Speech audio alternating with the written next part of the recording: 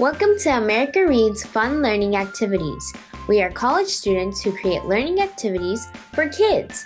Our fun activities are focused on reading, writing, and math. Thank you all for joining me today. My name is Shravya. In today's activity, we're going to be learning about poetry and making fun crafts. Before we get into the materials that we'll need for our craft activity, let's go ahead and take a look at what poetry is and look at its definitions. The definition of poetry is artistic writing that stirs a reader's imagination. The writer does this by carefully choosing words to create that effect. Great job in listening along to the definition. Now let's go ahead and take a look at what we need for our activity.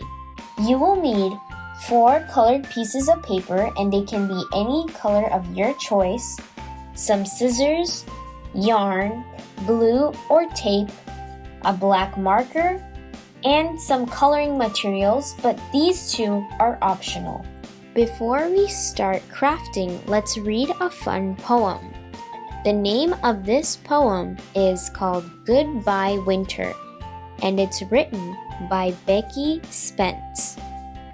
Goodbye winter, spring is in the air. Flowers are in bloom, you see colors everywhere.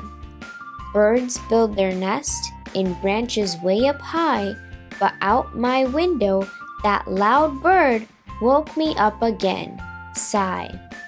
Since I'm feeling inspired by the poem, we're also going to be making a craft that is spring themed, which is why our craft for today is a fun wallflower that will help us understand the poem better.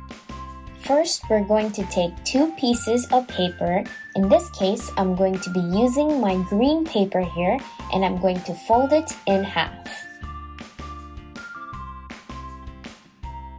After folding it in half, I'm going to cut the papers at the folded line. Great, now we should have 4 pieces of paper. Next, we're going to prepare the flower for our wallflower. Take your 2 pieces of paper that you would like to use your flower and choose one of the papers to be the bigger flower.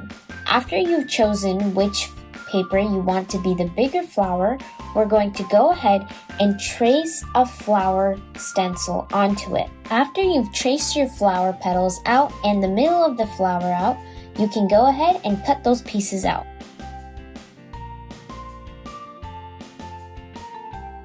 Okay, now that I have my first flower done, I'm going to go ahead and glue it all together, like so. Okay, I just finished preparing my first flower, and now I'm going to go ahead and prepare my second flower. And what we're going to do for the second flower is just a tiny little bit different.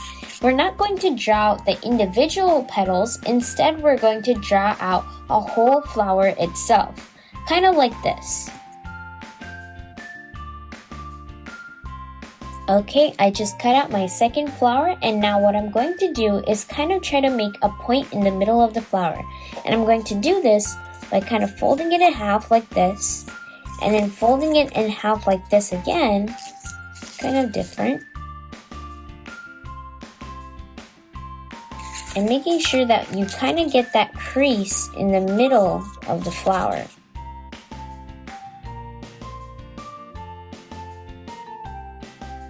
You can also try to fold up the leaf petals.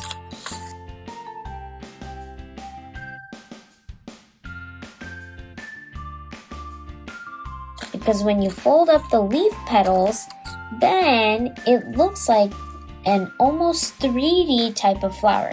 And I'm going to go ahead and glue this flower to the middle of the larger flower, just to give it some more depth. Awesome job, everyone! You just finished the flower for the craft. Now you can go ahead and decorate it however you like. Now let's move on to understanding the poem better. Let's look at a few questions that will help us understand the poem better. I'm going to write down the first question. Now I'm going to write down the second question as well. Now, as I am about to answer both of these questions, make sure that you answer these questions on your own first before looking at what I write down. Going back to the first question, I think the main idea of the poem is about how the seasons change and how refreshing spring feels. So I'm going to go ahead and write my thoughts on the first question on the paper that it's on.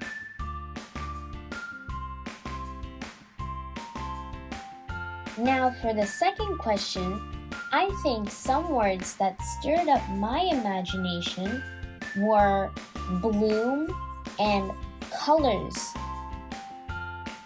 Great job answering the questions. Remember the definition of poetry that we talked about in the beginning of this video? Well, we're going to be writing down that definition on our paper as well. And here is the definition of poetry for you to write down and remember. Finally, we can't forget the poem itself. So go ahead and write down the poem on the last piece of paper. The poem will be on screen again in a few moments.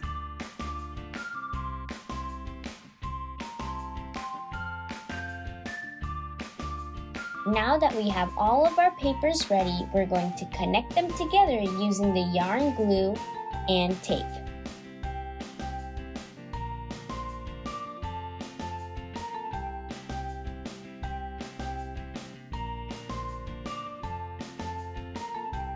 Ta-da! Our wallflower looks absolutely amazing, and it helps us out with remembering what poetry is in an artistic and fun way. Great job, everyone! Thank you for learning with us today. We hope you come back and learn some more.